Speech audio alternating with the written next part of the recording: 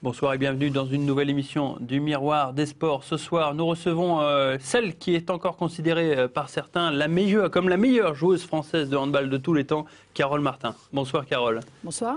Carole, c'est vrai qu'on va retracer votre portrait tout au long de ces 13 minutes, mais c'est vrai que vous avez un parcours atypique.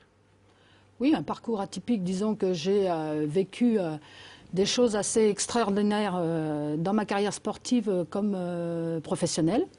Donc voilà, je pense qu'on va en parler tout au long de ce reportage. Tout à fait. Alors, ce qu'on ne savait pas, ou ce que les gens forcément ne savent pas, c'est que vous êtes pas au Bois d'origine, vous êtes né à Villeneuve-sur-Yonne en 1955.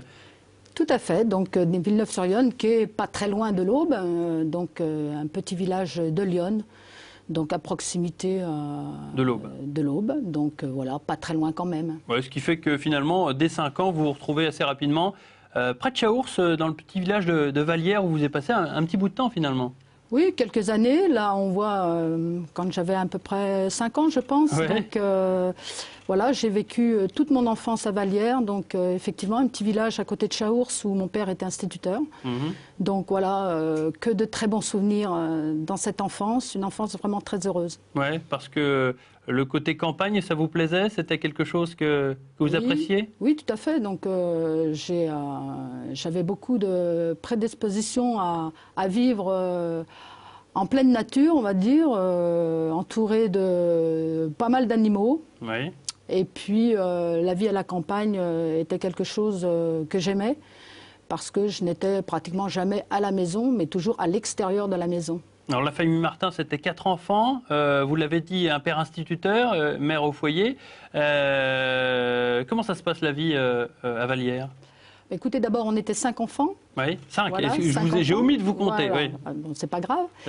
Comment ça se passait? Donc, comme toutes les enfances, c'est-à-dire entre l'école, les jeux en dehors des moments studieux, voilà, toujours dehors, toujours avec les garçons, toujours en train d'être soit sur un arbre perché, soit sur une bicyclette trop grande pour moi, voilà, toujours en train de courir, en train de sauter. Beaucoup d'activités et je pense que c'est aussi ça qui expliquera plus tard toutes les qualités athlétiques acquises au moment de l'enfance. Après 11 ans, vous émigrez à Sainte-Savine. Voilà, c'est la vie citadine, c'est tout à fait autre chose que la campagne. Un peu l'aventure, hein. On est parti de Vallières, petit paysan sans être péjoratif, hein. Oui. Mais voilà, on est arrivé effectivement dans la grande ville. Donc c'était un moment assez émouvant et où on se posait quand même pas mal de questions sur ce qu'on allait découvrir. Mais je crois que la transition s'est très très bien faite. Et la ville vous réussit particulièrement bien, tant sur le plan scolaire que sur le plan sportif. Le scolaire, Paul Langevin à Sainte-Savine pour le collège, ensuite Marie de Champagne, un bac littéraire décroché au bout de la 2e fois. Au handball, ça marche plutôt pas mal, puisque à Sainte-Savine, vous êtes repéré par Claude Joly, l'entraîneur du TOS. Comment ça se passe ?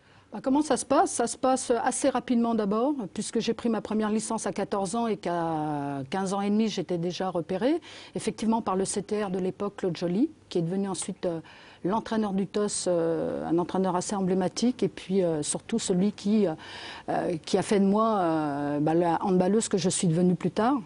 Donc voilà, ça se passe très vite, équipe régionale, sélectionnée en équipe régionale d'abord, dont Claude avait la charge, puis très vite l'équipe de France Espoir, et puis voilà, tout s'enchaîne, l'équipe de France A très vite à 17 ans.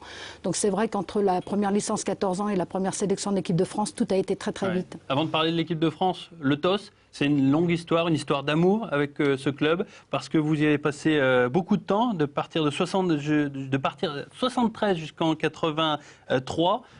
Vous les passez notamment en National 1, où vous notamment décrochez le titre de championne de France en 1980. Que de bons souvenirs finalement de cette époque où le TOS était au sommet de la hiérarchie du handball. Oui, le TOS, c'est mon équipe de cœur, hein, l'équipe avec laquelle j'ai eu un résultat probant, enfin même 2 résultats probants, puisqu'on a été d'abord championne de France en D2 à l'époque, et puis en championne de France en 80, en D1. Donc c'est vrai que c'est une équipe où je me suis toujours très bien sentie, une équipe de copines, mais aussi une équipe avec des choses très compétentes, très fortes.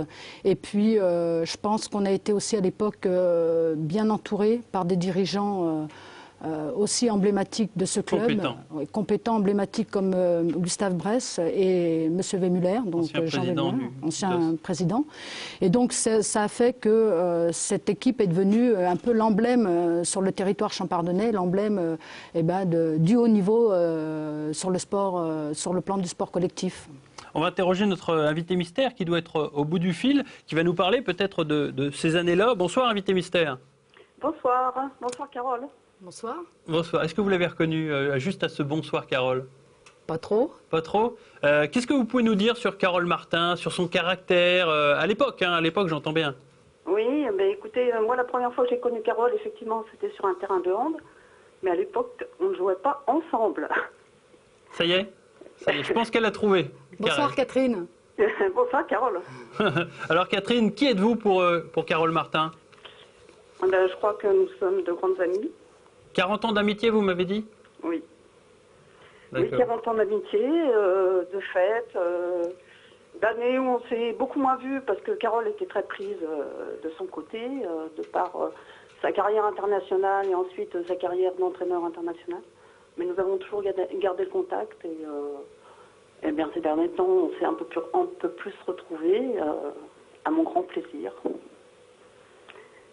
Voilà. Beaucoup de souvenirs avec Catherine, Carole?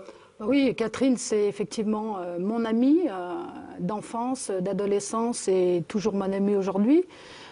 Donc c'est quelqu'un qui compte énormément dans ma vie, qui a toujours compté énormément, qui a toujours été un soutien pour moi dans tous les moments de ma vie personnelle. Et donc, en plus, ça a été ma coéquipière avec beaucoup d'affinités sur le plan du jeu. D'accord. Donc, ça vous fait plaisir de l'avoir au téléphone Tout à fait. Ce soir. Elle est toujours avec nous, Catherine? Oui, je suis toujours là. Bon, voilà, vous êtes contente de ce témoignage de Carole? Oui, bien sûr. Carole, effectivement, c'est une longue histoire qui va durer encore. C'est toujours avec plaisir qu'on se voit. Voilà, donc rendez-vous est pris. Je sais que vous habitez à Paris, c'est toujours difficile de vous voir, mais bon, apparemment, vous allez vous programmer un petit repas prochainement pour vous remémorer de toutes ces années. Bien sûr. Merci Catherine, en tout cas, d'avoir été avec nous ce soir. Je vous en prie, c'est moi qui vous remercie. Merci. Bonsoir. Au revoir. Il y a les années équipe de France, on tente de se... parce que c'est quelque chose d'émouvant. Oui. Les moments équipe de France aussi, parce qu'en même temps, vous l'avez dit, sélectionné en équipe de France. Alors là, c'est une grande aventure parce que c'est des superbes souvenirs. Oui, une grande aventure d'abord qui a duré très longtemps, puisque j'ai quand même passé 15 ans en équipe nationale, ce qui est quand même, pour l'époque, était très très long. Avec surtout la découverte de pays, oui. je dirais aussi beaucoup... Grâce aux participations au championnat du monde en 86 notamment. Oui, j'ai traversé des continents, j'ai traversé des pays que vraisemblablement je n'aurais jamais traversé si je n'avais pas eu cette carrière au niveau international, notamment la découverte de la Chine qui était quand même quelque chose d'assez extraordinaire. Et puis l'équipe de France, c'est beaucoup de joie forcément, mais aussi beaucoup de déception parce que les résultats de l'époque ne plaidaient pas en notre faveur. Donc on a surtout vécu le niveau international sur les championnats du monde C puis B, mais avec toujours beaucoup de difficultés pour accrocher un résultat probant. Ouais. Donc cette équipe de France, finalement, le regret, c'est de ne pas avoir décroché un titre collectif. Parce qu'individuel, vous avez brillé, 208 sélections en équipe de France, ça cause quand même, comme on dit. Mais finalement, le regret, c'est rien. Comparé aux filles qui ont récemment été titrées, c'est vrai que c'est un regret. Oui, mais bon, vraisemblablement parce qu'à l'époque, la période ne s'y prêtait pas, les infrastructures, l'environnement de l'équipe nationale féminine ne s'y prêtait pas. Oui. Voilà, bon, c'est vrai que c'est un regret pour quelqu'un qui mène une carrière internationale. Forcément, il faut qu'il y ait des résultats. Donc, j'ai été beaucoup primée sur le plan individuel lors de tournois ou de championnats du monde, mais effectivement, jamais reçu une récompense collective, ce qui, dans mon palmarès, fait un petit peu défaut. En 85, vous décidez de passer à Gagny, mais juste avant d'évoquer la période Gagny, je voudrais vous poser la question, pourquoi vous portez toujours le maillot 14 sur les photos ? Le maillot 14, en fait, quand je suis arrivée en équipe nationale, voilà, on ne choisissait pas forcément le numéro qu'on voulait, parce qu'il y avait beaucoup d'anciennes. Ouais. Moi, je suis arrivée à 17 ans, donc je me faisais toute petite. Et donc, on m'a dit, voilà, il y a le 14. Et puis, le 14, je crois qu'après, ça a été le numéro de, autant je me souvienne, de peut-être Rocheteau. Enfin bon, il y a quand même quelques grands joueurs dans le milieu du football. Après, il y a eu dans le handball Thierry Perreux, qui était un collègue à moi à Gagny. Oui. Donc voilà, en plus le 14 me plaisait assez bien, donc je n'ai pas non plus fait des pieds des mains 14, pour voilà, changer. Voilà. Gagny, on l'a dit, c'est une superbe aventure, 84, 85, 86. 3 titres de championne de France, une présence en quart de finale de la Coupe d'Europe en 1985 face à Kiev notamment, voilà la photo qui l'atteste. On ne l'a pas dit aussi, vous avez disputé aussi la Coupe d'Europe avec le TOS en quart de finale, c'était contre Stockholm en 80 et 81. Donc encore une fois des souvenirs, j'imagine, qui vous touchent particulièrement, cette histoire liée à cette équipe de la banlieue parisienne, Gagny, qui était là une place forte du handball, la place forte du handball des années 80. Oui, tout à fait. Donc, c'est vrai que quand j'ai décidé de quitter Troyes et de choisir Gagny, c'est parce que je savais qu'il y avait une équipe très compétitive. À peu près 80% de l'équipe était composée de joueuses internationales. Donc, je savais que j'allais dans une équipe où je pouvais avoir la possibilité de glaner encore quelques trophées et notamment d'essayer d'aller le plus loin possible en Champions League. Malheureusement, à l'époque, nous avons rencontré des équipes encore plus armées que nous et on n'a jamais dépassé, enfin je n'ai jamais dépassé avec ces équipes-là le quart de finale. On est un peu, comme on dit, en retard dans cette émission, donc on va aller très vite pour terminer ce CV qui est très fourni comme sélectionneur de l'équipe de France de 91 à 98, avec une médaille d'or au Jeux Med de 97, 10e au championnat du monde de 97, une expérience d'entraîneur au Danemark et en Norvège, 98 et 2000, une tentative de retour au RSJH 2002-2003, vous souhaitez pas beaucoup en parler, hein, parce que c'était particulier ce moment. Mais il y a un truc sur lequel je souhaitais m'attarder, c'était le fait que vous soyez surnommée la Brigitte Bardot du handball. Pourquoi ? La Brigitte Bardot du handball parce que j'ai un amour tout particulier pour les animaux, quels qu'ils soient.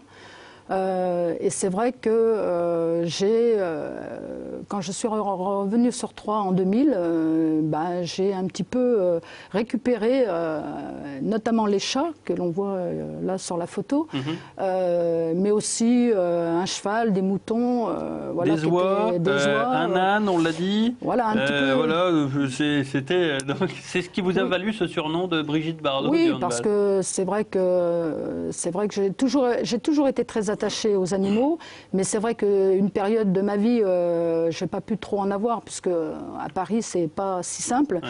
Donc je m'étais promis que quand je reviendrai un peu plus tard en pleine nature, que de nouveau j'aurai l'occasion de montrer cet amour pour les animaux. C'est le cas actuellement. Malheureusement, il aurait fallu 13 minutes de plus pour aborder la facette de Carole Martin qu'on ne connaît pas forcément, comme celle d'Amis des animaux. Malheureusement, on doit se quitter. On n'a pas pu aborder tous les sujets qu'on voulait, on l'a dit, avec notamment il y a tellement. Donc on va finir par se quitter. Merci beaucoup, Carole Martin, d'avoir répondu à mon invitation. On espère donc que les gens vous ont vu sous une autre facette et on espère justement que ils ont pu améliorer leur vision pour voir que justement vous avez une carrière merveilleuse. Merci beaucoup, Carole. C'est moi qui vous remercie. Merci beaucoup et à lundi prochain pour un nouveau Miroir des Sports. À très bientôt.